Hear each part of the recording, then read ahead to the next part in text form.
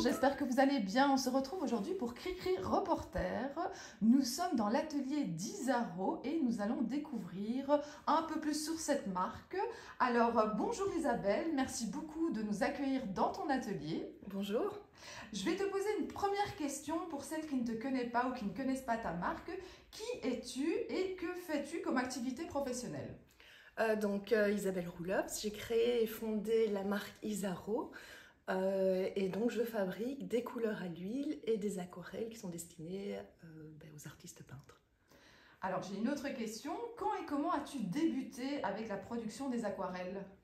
Alors j'ai d'abord débuté en fait avec les couleurs à l'huile en 2008. Donc historiquement j'ai d'abord créé des couleurs à l'huile. Et dans cette mouvance, j'ai rencontré un artiste peintre, Fabien Pétillon, et il m'a aidé à développer une gamme d'aquarelles. Parce qu'au final, il y a une plus grande demande pour des aquarelles que pour des couleurs à l'huile. Parce que techniquement, la couleur à l'huile est plus difficile à mettre en œuvre que de l'aquarelle qui est en fait une couleur à l'eau. Donc j'ai travaillé avec Fabien sur une gamme et ça, c'est plutôt 2011. Et quel est ton parcours professionnel avant cette étape de création d'Isaro ? D'Isaro. Donc en fait, j'ai fait des études de journalisme à l'ULB. J'ai ensuite travaillé quelques années dans le secteur bancaire et puis j'ai décidé d'arrêter et j'ai lancé Isaro. Et Isaro, d'où vient ce nom ? C'est vraiment quelque chose qui m'intéresse, je me suis demandé, je ne connais pas d'où ça vient. Donc Isaro, c'est parce que mon prénom c'est Isabelle, donc Isa, et puis Roulops, R-O, donc Isaro. D'accord, ben voilà. Alors, j'avais une autre question. Alors là, c'est vraiment, quelles sont les étapes de production de l'aquarelle ? Parce que nous, on les retrouve en godet, en tube, mais qu'est-ce qu'il y a avant ça ? Donc, les étapes de fabrication, c'est toujours les mêmes. D'abord, la plus importante, c'est le choix des matières premières. Parce que si vous voulez un produit de qualité, il faut des matières premières de qualité. Donc, dans l'aquarelle, il y a la fabrication du liant. Parce que c'est un liant, donc l'huile, c'est un peu différent. L'huile, on va choisir une huile cicative. L'aquarelle, il faut quand même créer le liant qui est à base de gomme arabique, d'eau, dans mon cas de miel et de glycérine. Et puis, c'est un milieu aqueux qui va être mis en tube, donc il faut un conservateur. Et puis, il y a le choix du pigment. Donc là, j'ai différents fournisseurs et chez qui je prends tel pigment pour les qualités que je recherche et les teintes. Donc ensuite on mélange pigment liant. Moi je les passe sur une broyeuse pour vraiment affiner la pâte et que le liant et le pigment s'intègrent, se lient. Et puis dans mon cas je mets en tube, donc mise en tube, fermeture des tubes, étiquetage. Et entre le moment où tu commences à produire ton aquarelle et le moment où ça arrive dans le tube, est-ce que tu peux estimer la durée de production ? Si on peut dire, je dirais, oui, enfin, ça va faire une production, ça va vite être 200 tubes, donc je veux dire, ça va prendre une grosse matinée, quoi. Ouais, ça va prendre 4 bonnes heures. Si on compte l'étiquetage, 6 heures. Et tu te lances dans une couleur que tu fais de A à Z ou tu lances plusieurs couleurs en même temps ? Comment ça se passe ? Alors, je travaille, donc en fait, je vais regarder mon stock. Donc, je pense qu'actuellement, je dois être à 70, presque 80 couleurs. Dans le stock, je vais regarder, disons qu'il me manque un jaune spécifique, là où je suis à 3 tubes. Donc, il est vraiment temps que je commence à produire. Et je vais regarder, tiens, à côté, tel jaune un peu plus similaire. Si on regarde ma gamme, il y a jaune de cadmium clair, on va dire citron clair foncé. Disons que le citron soit à 3 tubes, mais le clair à, allez, on va dire 30 tubes, je peux me dire que je peux déjà le faire. Donc je vais produire alors, je vais essayer quand même de produire plusieurs couleurs dans la même tranche de teinte en fait. Donc je vais sûrement pas faire un bleu et puis un jaune. Ça, il faut, s'il y a trop de nettoyage. Donc je produis pas, c'est très rare, c'est devenu très exceptionnel que je ne doive produire qu'une couleur. J'essaye toujours d'en produire plusieurs. Ensuite, donc là, je fais les 2 premières étapes, mélange du pigment, broyage. Je mets en pot, je conserve en pot, et puis je vais mettre en tube plutôt soit le lendemain, soit donc celui qui est en urgence, je vais sûrement le mettre dans la lignée, et puis l'autre, je vais mettre la semaine d'après ou quand je suis moins dans le rush, quoi. Donc ça peut se conserver en pot une semaine sans problème en fait. Et moi j'ai une question, parce qu'il y a plusieurs personnes qui vont regarder cette interview, mais notamment des scrappeuses qui font beaucoup de la colorisation donc avec tes aquarelles, et donc ils les mettent en godet. Toi tu t'es lancée justement dans la production en tube. Pourquoi as-tu fait ce choix-là? Ah, c'est une question qu'on me pose beaucoup. Effectivement, je pourrais mettre en godet. Maintenant, c'est presque une question de... ça reste en suspens, ça reste une question voilà, où je me demande est-ce que je le fais pas. Le plus gros problème, enfin, c'est presque un problème personnel, c'est que j'ai l'impression que là, vous ne payez plus le produit, vous ne payez que ma main-d'œuvre, en fait. Parce qu'il y a tellement peu de produits dans un petit godet. Tandis que dans un tube, vous êtes quand même avec un tube de 7 ml, j'ai l'impression que je vous vends quand même d'abord le pigment. Les godets, on est presque sur du 1,5. Donc vous savez remplir plusieurs fois votre godet avec mon tube. Et donc, je me dis, en fait, comment être... je devrais, dans la logique, être moins cher sur le godet, mais en fait, enfin, il n'y a plus que de la main-d'œuvre. Et quelque part, puisque le pigment ne rentre presque plus dans le prix définitif. Et donc voilà, c'est un peu ça mon problème. Je trouve ça un peu... je devrais donc... j'ai des tubes, moi, qui tournent autour des 6-7 euros. Et presque le godet, je devrais le faire à 5. Et donc, j'ai l'impression de ne pas être éthique au niveau de mon prix. Voilà.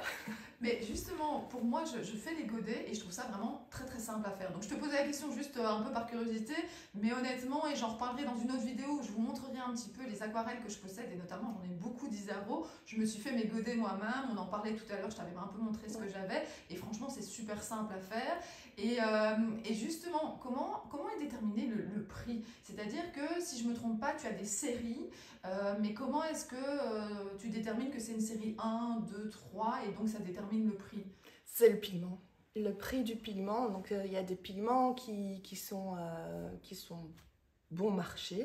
Généralement, toutes les terres, les oxydes de fer, parce que ce sont des pigments qui, au niveau de la demande mondiale, sont très sollicités. Le blanc de titane, vous l'avez sur tous vos murs de toutes vos maisons. Tous les oxydes de fer interviennent aussi dans la fabrication, notamment de couleurs pour les voitures. Et donc, en fait, ce sont des pigments où, au niveau de la demande qu'on a, nous, fabricants de couleurs, même les plus grosses marques, on ne représente rien. Et donc, c'est des pigments qui dit beaucoup de demandes, prix plus bas. Et puis, c'est au niveau de leur fabrication et des matières qui rentrent dans leur fabrication, ne sont pas des pigments qui coûtent très cher. Donc là, on va être sur des séries 1 ou 2. Et à côté de ça, il y a des pigments beaucoup plus onéreux. Et donc, eux, ils vont passer dans des séries 4, 5. Donc, c'est vraiment le prix du pigment auprès du fournisseur quand je l'achète, en fait. D'ailleurs, ces séries se retrouvent généralement un peu chez tous les fabricants. Et c'est généralement le même ordre de prix. On sait que tout ce qui est cadmium, cobalt, c'est vraiment très, très cher, quoi. Et ça peut être 10 fois le prix d'une terre, quoi. On est de retour, on a été vous chercher plein de petites choses à vous montrer. Alors la question suivante, c'était comment est-ce que tu choisis les couleurs que tu développes? Alors, au début c'était simple, hein, puisque j'ai commencé par les jaunes, les rouges, les bleus, donc ça c'était assez logique. Et donc on va se centrer sur l'aquarelle, donc je sais pas, j'ai dû commencer avec peut-être 45 ou 50 nuances. Après, des couleurs viennent compléter parce qu'il y a des demandes d'artistes. Tiens, t'as pas du sépia, t'as pas un gris paint, t'as pas un gris clair. Chez un tel, moi j'avais l'habitude de. Donc ça s'est complété aussi un indigo, un petit peu comme ça. Et là, je devais être à une soixantaine de couleurs. Et puis après, j'ai complété plus avec des notes personnelles. Donc, pour un peu dynamiser la gamme. Donc, ce ne sont pas les couleurs qui sont indispensables sur votre palette. Ça, on en parlera après, mais il y a 11 couleurs que je considère être indispensables, enfin, très utiles sur la palette. Mais j'ai créé des couleurs un peu plus fantaisistes ou qui granulent, qui ont des comportements sur le papier un peu plus spécifiques et qui généralement ont pas mal de succès, en fait. Et donc, c'est aussi un peu chercher ce que l'artiste a besoin, en fait. Enfin, quelle va être là un peu la tendance. parce qu'une couleur aquarelle, ça peut soit granuler, donc faire des effets sur le papier, soit pas du tout. Qu'est-ce qui manque aussi dans la gamme pour la compléter de manière quand même plus ou moins logique. On ne peut pas que sortir des couleurs qui n'aient pas un intérêt quand même quelque part sur la palette, quoi. Il faut quand même, chaque fois, je me questionne sur l'intérêt. Il y a des couleurs qu'on m'a demandé, mais où je me dis, c'est tellement proche de ce qu'il y a déjà. Voilà, alors ça devient pour faire du volume, je me retrouvais avec 120, 150 couleurs, on pourrait, hein, on peut doubler la gamme, il n'y a pas de souci, c'est infini, moi je peux vous... Mais c'est vraiment aussi quand même qu'il y a un intérêt, il ne faudrait pas que la personne achète 3 mauves chez moi et se retrouve avec 3 nuances à peine distinctes. En fait, il y a moyen de le faire. Donc tu écoutes vraiment la demande finalement des artistes, des clients pour compléter ta gamme. Ouais. Voilà. Et puis alors de toute façon on peut faire des mélanges aussi. Et donc justement je voulais revenir avec le fait que tu as créé bien entendu des aquarelles, mais tu as aussi écrit des livres. Donc justement on a été les chercher, ils sont là, je te laisse en parler. Donc j'ai écrit 2 livres. Le tout premier que j'ai écrit, c'est La couleur expliquée aux artistes, qui devient difficile à trouver en édition papier parce qu'il ne va pas être réédité. Il est sorti j'ai un petit doute, en 2012, voilà, en 2012, donc ça fait 10 ans. Donc il ne va pas être réédité et donc en fait, mais il est encore disponible en Kindle. Je ne sais pas s'il y a les couleurs du coup. Donc c'est un livre vraiment plus technique où j'explique un petit peu les pigments et je suis partie, l'idée du livre en fait, c'est parce que historiquement, dans un atelier, enfin un artiste, son métier, c'était aussi d'apprendre à fabriquer les couleurs. Donc ça se fabriquait au sein des ateliers d'artistes, de maîtres en fait. Et on était apprentis et ça faisait partie de l'apprentissage. C'est quelque chose qu'on a un peu plus perdu. Mais que comme on est encore apprenti en pâtisserie et on suit un artisan pâtissier, donc ça se faisait comme ça. Et donc je trouvais qu'il y avait peut-être une petite perte de connaissances. Et cette petite perte de connaissances peut amener à des questions... mais pourquoi mon pigment, cette couleur-là se comporte comme ça et pas celle-là? Et donc en fait, c'est peut-être parce que vous avez un pigment organique et un pigment minéral et ça se comporte un peu différemment et ça peut être intéressant de savoir pourquoi. Donc ça, c'était le premier livre que j'ai écrit. Puis j'en ai écrit un second. Et donc ça, c'est maîtriser le mélange des couleurs à l'aquarelle. Et donc ça, c'est vraiment axé sur le mélange des couleurs parce que dans les 2 livres, je considère en fait que bien connaître le produit, ça vous permet aussi de faire le choix de ne pas acheter trop ou de faire le choix d'acheter beaucoup. Ça, c'est chacun. Mais je veux dire, vous pouvez aussi, en connaissant le produit, vous contenter de moins de couleurs et de vraiment les maîtriser avant. Enfin, moi, si je devais donner un conseil, c'est maîtriser d'abord le mélange des couleurs et compléter votre palette avec des choses très personnelles parce que vous êtes plus dans les roses, parce que vous êtes plus dans la granulation, parce que vous n'avez pas la granulation, mais sachez pourquoi et comment vous complétez votre palette. Parce que sinon, ce qui se passe, parfois, c'est qu'on se rend compte, j'ai des personnes qui passent ici à l'atelier et qui ont des grandes palettes comme ça, tout plein de petits godets. Et puis je vois bien, je vois celles qui sont utilisées, il y en a une quinzaine sur 48. Et donc je me dis, c'est peut-être un peu dommage, mais ça voilà. Donc moi je vais toujours, il n'y a pas le côté, il y a d'abord le conseil, le côté humain.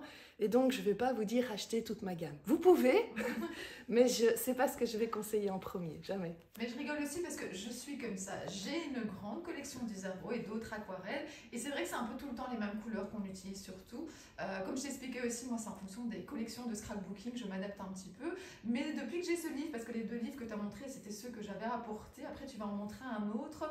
Voilà, je les adore. J'en reparlerai peut-être dans une autre vidéo. Je voudrais parler un petit peu des livres que j'aime vraiment beaucoup. Et celui des mélanges, il est top. Et même celui qui malheureusement ne sera plus édité est vraiment génial. Comme je te disais tout à l'heure, on ne le lit pas de A à Z, on regarde quelques petits passages, mais on comprend mieux ce qu'il y a derrière. Et moi, j'ai trouvé super intéressant. Mais vraiment gros coup de cœur pour celui de mélange des couleurs. Et justement, tu as ce livre, mais toi, tu l'as en une autre version. Donc en fait, le livre, Maîtriser le mélange des couleurs, voilà, c'est sympa parce qu'en fait, il a été traduit en anglais. Donc voilà, c'était la première grande surprise.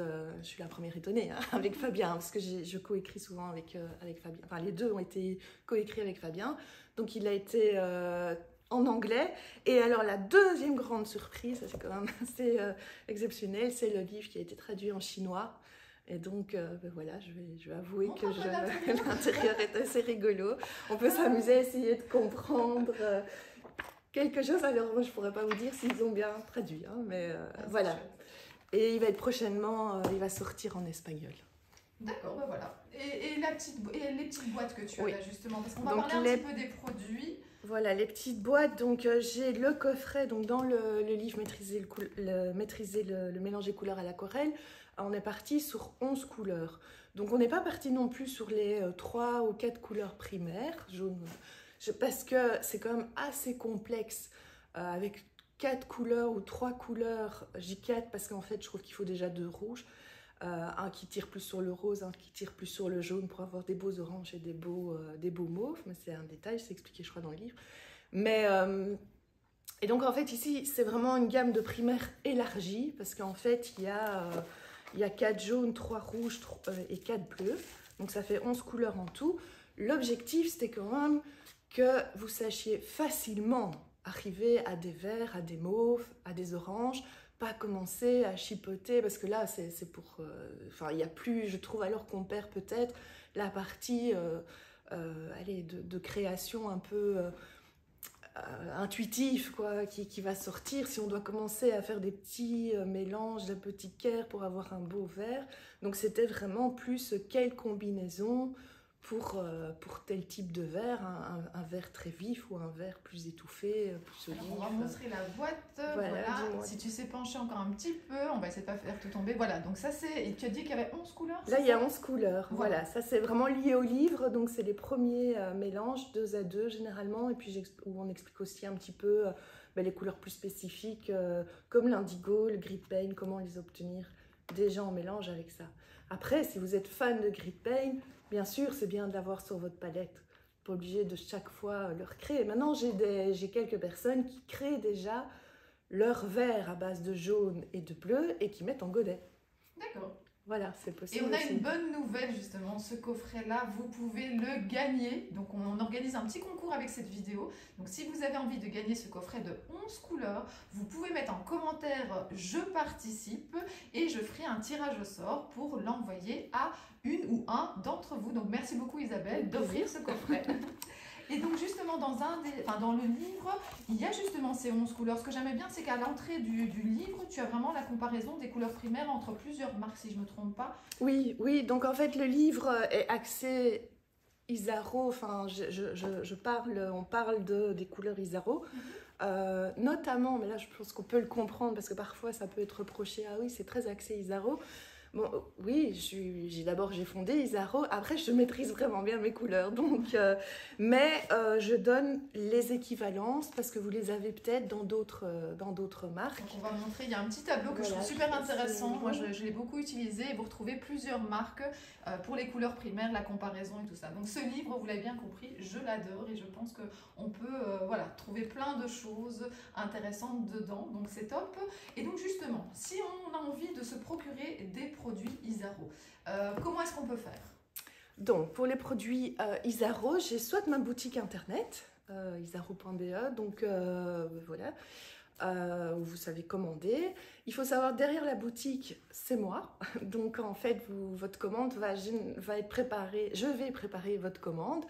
Je sais d'ailleurs, j'ai parfois des gens qui prennent un coffret et puis je vois qu'il y a des doublons. Donc là, généralement, j'écris un petit mail en disant est-ce que c'est normal, est-ce qu'il n'y a pas une petite erreur, voilà. Donc j'essaye d'un maximum de vérifier que les commandes qui passent soient correctes et répondent à votre besoin. Il y a parfois des erreurs aussi dans les commandes, donc ça c'est toujours moi. Donc on les rectifie, on s'arrange. Et sinon, il est aussi possible de passer à l'atelier.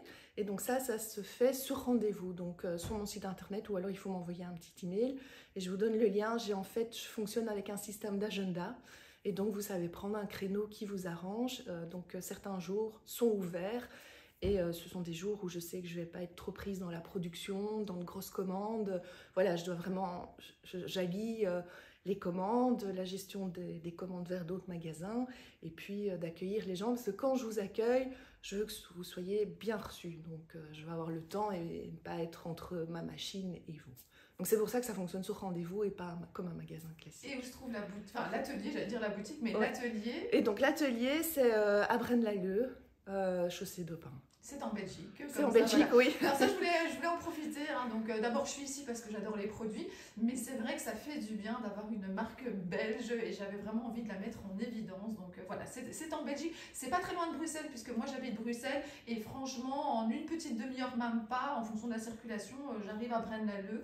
Donc voilà, et on prend un rendez-vous et déjà tout à l'heure, on a un petit peu discuté avec Isabelle et c'est vraiment très sympa d'avoir ce moment privilégié pour poser des questions, pour échanger. Donc n'hésitez pas à prendre rendez-vous à la boutique. Alors, qu'est-ce qu'on a encore préparé sur la table? Eh bien, je voulais savoir quelles sont les 4 couleurs, enfin il y en a 4 qui sont préparées, mais quelles sont les couleurs que tu vends le mieux, qui sont finalement le plus demandées? Donc, alors les couleurs qui ont beaucoup de succès après le coffret maîtrisé, le mélange des couleurs, c'est, il reste toujours, qui est dans le coffret déjà, mais c'est le rose Isaro. C'est vrai que c'est une couleur, si vous voulez partir dans tout ce qui est, tous les mauves, ça se marie vraiment bien avec tous les bleus, ça fait une très très belle gamme. Et je pense qu'il y a quand même une partie, et on a eu beaucoup avec le Covid, des gens qui ont commencé à peindre pour se détendre, pour avoir un moment à eux, enfin c'était une autre dynamique. Et donc c'est vrai que peut-être un côté un peu féminin, peut-être parce que c'est une femme aussi qui crée les couleurs, je sais pas. Mais donc en fait le rose Isaro reste dans les couleurs qui ont pas mal de succès. Alors, on va montrer un petit Oui. tube d'un petit peu plus près.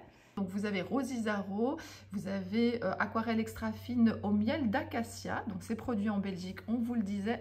Et à l'arrière, vous avez la série qui détermine aussi le prix, on en a parlé tout à l'heure. La petite goutte, ça signifie? La transparence, donc en fait la petite goutte comme elle est là, elle est vide, donc c'est une couleur transparente. Quand elle est pleine, c'est une couleur opaque. Et alors elle peut être à moitié remplie, donc ça c'est semi-transparent. D'accord, et il est marqué P8 sur 8 aussi? Oui, alors oui, c'est important. Donc P, c'est pour la permanence. Donc en fait, c'est la permanence, c'est la tenue à la lumière.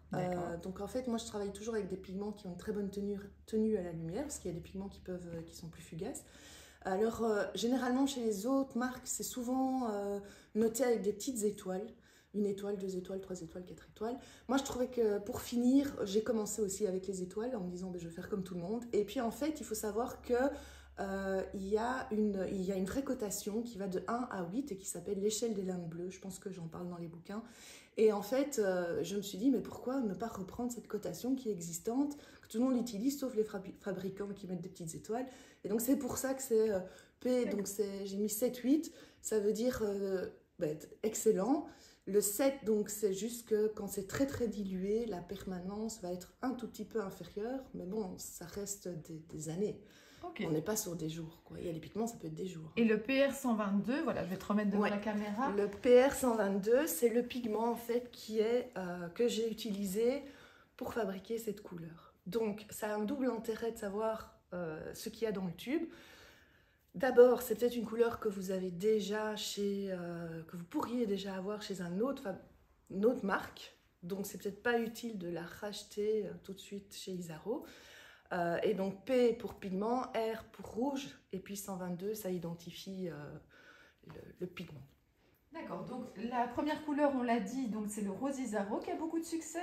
Tu en as d'autres devant toi? Oui, donc j'ai le rose, de nouveau un rose, le rose poudré, ça je pense que je l'ai sorti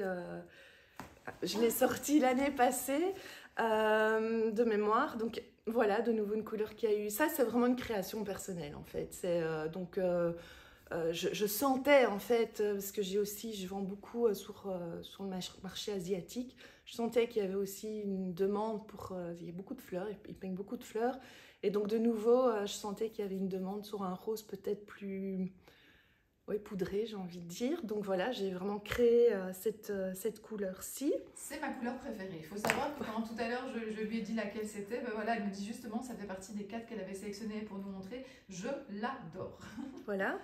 Le bleu boréal, donc ça c'est vraiment une couleur, je ne sais pas si on les voit quand je les montre, mais donc c'est une couleur un peu particulière parce qu'elle va granuler, elle a un petit effet irisé, enfin brillant comme ça, elle va vraiment faire des effets sur le papier.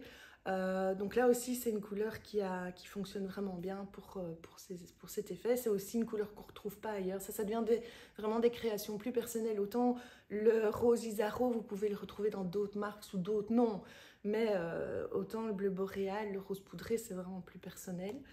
Et alors, tout dernièrement, j'ai sorti, qui a pas mal de succès, c'est le bleu apatite. Et c'est nouveau, donc c'est inspiré d'une pierre semi-précieuse, le nom, pas le... Et donc en fait, c'est un bleu aussi qui fait des effets et qui est assez brillant lui. Enfin, il est un peu pailleté. Donc c'est un peu particulier, mais pour un fond, notamment dans le scrapbooking par exemple, ça peut être assez sympa. Et donc voilà, c'est des couleurs généralement, quand c'est un peu pailleté, ça sort plutôt à la fête de Noël. Et puis les autres couleurs, ça sort au cours d'année. Et puis là, il va y en avoir quelques-unes. Je suis en mouvance créatrice. Et donc j'attends des nouveaux pigments, il y a des choses qui vont sortir. Maintenant, il faut savoir que créer une nouvelle couleur, ça met du temps. Ça met du temps parce qu'il faut aussi voir comment elle va se comporter dans un tube, comment de manière générale. Puis il faut créer l'étiquette, il faut trouver le nom, il faut créer la recette, voir comment le pigment va se comporter. Donc voilà, ça se fait pas comme ça, mais il y a pas mal d'idées qui sont... Et donc justement, tu as un petit nuancier ici, oui, que j'ai eu la chance de recevoir il y a déjà un certain temps. Ça me permet de mettre les couleurs que j'ai déjà. Oui. Il est pas mal du tout. Tu peux le montrer peut-être à la caméra, oui, là, sur le côté. Il manque juste les dernières couleurs, oui, mais voilà, mais moi je les ai marquées moi-même. Et de l'autre côté, tu en as encore. Donc tu as déjà vraiment beaucoup de couleurs. Et l'avantage de ce nuancier, c'est qu'on voit le nom des couleurs, mais également les pigments, le fait que ça soit semi-transparent et tout ça. Donc il est vraiment top. Donc c'est vraiment chouette d'avoir sorti ça. Alors, j'ai encore des petites questions, notamment, où est-ce que tu te procures les produits que tu utilises pour fabriquer tes aquarelles? C'est facile à trouver? Comment ça se passe? C'est pas si facile. Donc, c'est pas compliqué, mais bon, il faut trouver. Pour la gomme arabique, j'ai dû quand même pas mal chercher pour vraiment avoir une qualité. Donc, la gomme arabique, ça va être le liant, il faut quand même qu'il soit relativement clair. Et la gomme arabique, donc ça vient de l'acacia. Donc en fait, et donc c'est de la sève ou de la résine qui coule le long du tronc de l'acacia. Et au plus il a été en contact avec le tronc, au plus elle est empreinte de tanin et au plus elle va être foncée, mais elle peut être noire. Et donc ça, c'est un produit noir. Je ne peux pas avoir un produit... donc je dissous en fait ça dans l'eau. Et si j'ai une solution noire, ça ne va pas aller pour les couleurs claires. Donc on comprend bien que je dois avoir quelque chose de qualitatif. Donc là, j'ai dû quand même chercher, chaque fois demander des échantillons, tester, expliquer ce que je voulais faire. Donc une fois que j'ai mon fournisseur, bon, là c'est parfait.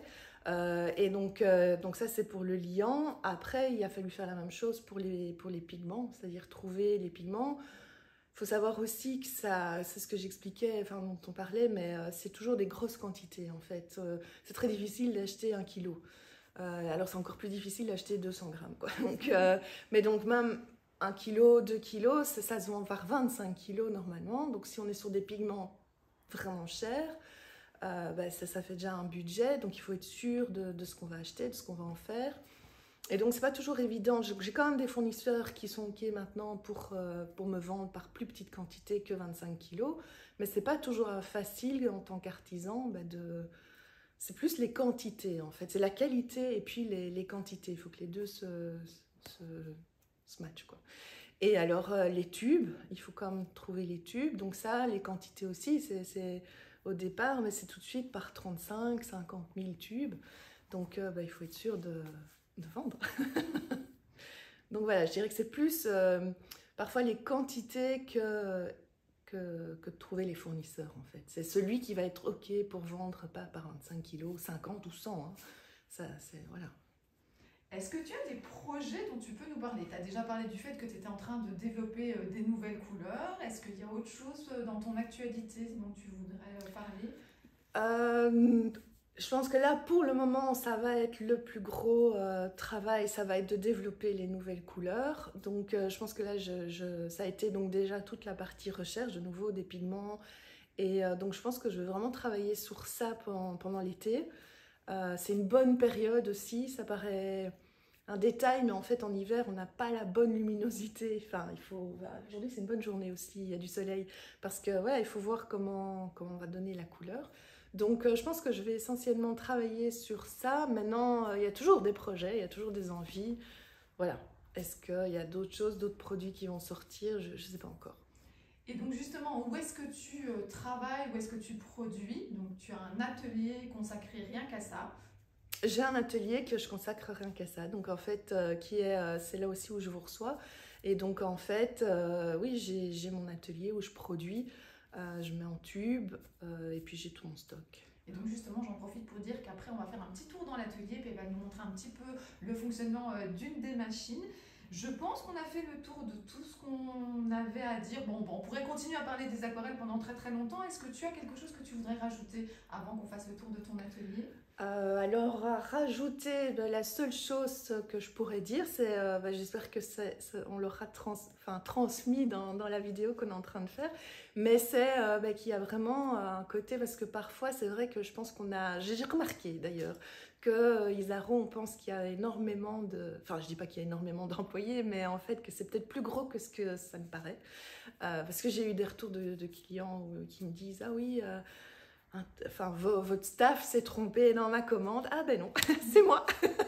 Et donc, en fait, je me rends compte que parfois, on peut peut-être imaginer ou avoir l'impression que c'est un peu plus gros. Et donc, tout ça pour vous dire que, ben oui, s'il y a un problème avec un tube, s'il y a un problème avec une couleur, si quelque chose… Ben, ça répond peut-être pas à votre demande, ou qu'est-ce que je peux en faire tout compte fait, mais n'hésitez pas, vous pouvez m'envoyer un mail. Généralement, je préfère, j'avoue, les mails parce que le téléphone, si je suis en train de faire une couleur, c'est difficile de décrocher. Et puis, j'essaye de répondre ou de passer enfin, si vous êtes en Belgique, de passer à l'atelier si vous avez des questions. Si vous avez par exemple déjà d'autres marques, mais venez avec et je vais regarder ce qui peut être utile. J'ai aucun problème à ce que mes couleurs se mélangent avec d'autres marques. Je ne suis pas du tout fermée. D'ailleurs, dans le livre, j'explique, je vais toujours rester sur cette dynamique d'échange et d'abord choisir, enfin acheter mieux et pas trop, quoi. Donc voilà, je dirais que c'est ça, le côté humain qu'il y a derrière Isaro. Eh ben, c'est génial. Je ne te connaissais pas avant, mais c'est vraiment ce que je ressentais déjà derrière ta marque. Donc je suis ravie de cette interview. Nous allons faire un petit tour de ton atelier. Voilà, avec plaisir. On va faire un petit tour de l'atelier. Là, il y a tous les stocks d'aquarelles. Il y a également des peintures à l'huile. On va suivre Isabelle pour découvrir les pigments qui sont stockés dans ces gros tonneaux. Alors, quelle couleur tu vas nous montrer? Donc ici, on a une terre d'ombre brûlée. J'en ai deux, une plus claire, une plus foncée. Ici, il y a le jaune, le pigment pour le jaune Isaro clair. Voilà, il rentre aussi dans la composition du jaune indien notamment. Tu as le liant qui n'est pas très loin non plus. J'ai le liant ici qui est préparé. Donc en fait, je suis partie de la gomme arabique en poudre que je dissous dans de l'eau distillée pour obtenir un liant couleur dorée, dans lequel je dois encore rajouter le conservateur. Enfin, le conservateur est déjà là, mais je vais rajouter la gomme arabique, le miel et la glycérine. D'accord. Alors là, qu'est-ce que c'est? Donc généralement robot qu'on reconnaîtra déjà, le robot de pâtissier, mais pour le premier mélange pigment liant pour l'aquarelle. J'ai une autre grosse machine pour les huiles, c'est un peu différent. Et donc ça, je travaille avec ces deux machines-ci. Et puis, on passe au broyage des couleurs. C'est la partie la plus importante, en fait, dans la fabrication à proprement parler. C'est le broyage sur la machine, donc une tricylindre. J'en ai deux, donc une plus petite, c'est pour les aquarelles, et puis celle-ci, avec les pierres en marbre, enfin en pierre, pour l'huile. Donc je travaille pas sur le même, c'est deux produits différents, donc chacun sa machine. En fait. D'accord. Et alors ici, je vais te montrer un petit peu. Donc ici, je suis partie, on n'a pas fait toutes les étapes, mais je vais quand même vous montrer la partie la plus importante. Donc c'est vraiment lier le pigment et le liant. Et alors, il faut imaginer que quand ça arrive sur la machine, ça a un peu la consistance d'une pâte à crêpes avec les grumeaux. Et donc, le but, c'est de ne plus avoir de grumeaux et que vraiment le liant et le pigment se lient, se broient, s'écrasent. Voilà, donc je mets la couleur. Alors là, je pense que les rouleaux, je sais plus ou moins les serrer aussi. Donc, je sais plus ou moins affiner la pâte. Hop. Donc là, c'est une toute petite quantité. Voilà, là, envoyer.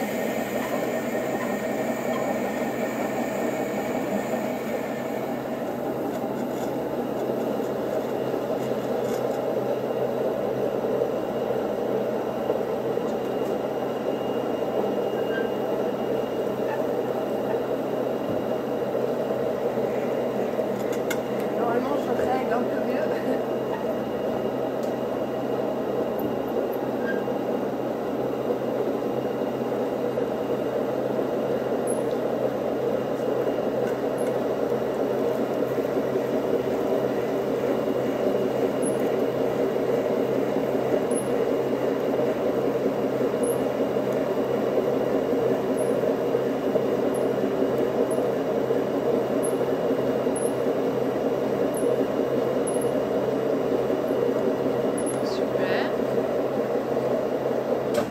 Et après, on va mettre ça dans des tubes. Ça doit reposer un petit peu ou on peut normalement Non, directement? on peut mettre directement. Donc généralement dans la séquence, on peut l'imaginer, je nettoie. Ça, c'est du boulot quand même de nettoyer tout ça. Nettoyage. Ensuite, effectivement, la mise en tube ici. Donc je mets la couleur dans la cuve et puis je règle. J'ai un petit piston ici, donc il me permet de régler. Je pense qu'elle est branchée. Donc j'ai un petit pas de vis. Donc les premiers tubes, je règle pour qu'il y ait les 7 ml. Et donc en fait, ça va chaque fois. Et donc là, tu as le petit tube, en fait, Voilà. où le capuchon est déjà dessus. Les capuchons sont déjà dessus, et donc on les remplit par ici. Donc je place le tube ici. Et donc la couleur coule dans le tube. En fait. D'accord. Et puis je passe à la fermeture. La machine n'est pas mise dans le bon sens. Un peu à l'ancienne, donc ça c'est vraiment la partie à la main. Voilà, donc avec le pli. D'accord. Ah bah voilà, j'imaginais pas du tout que le capuchon était déjà mis, puis c'est la couleur, puis on plie. Et donc finalement, on met après l'étiquette. L'étiquette, donc ici je peins avec la couleur qui est sortie de mon broyage. Je vais peindre des feuilles, donc avec l'aquarelle plus un vernis. Pour que ce soit étanche. Et c'est là qu'on va retrouver la bande de couleurs, donc effectivement avec la couleur qui est dans le tube. Voilà, donc ça c'est génial. Je trouve qu'on a vraiment alors la bonne couleur. On sait exactement ce qu'on a. Bon, ça n'empêche pas de faire un nuancier, mais c'est quand même bien pratique. On vous retrouve pour terminer la vidéo dans le petit magasin. Pour terminer la vidéo, on se retrouve dans la partie où elle va emballer vos colis et où vous pourrez venir acheter vos tubes. Je vous rappelle qu'il y a un concours pour gagner ici cet ensemble de 11 couleurs. Donc, n'hésitez pas à mettre en commentaire « Je participe ». Isabelle, je te remercie beaucoup de nous avoir invités dans ton atelier. Merci et avec plaisir. Et je vous dis à très bientôt pour d'autres vidéos. Bisous, bisous.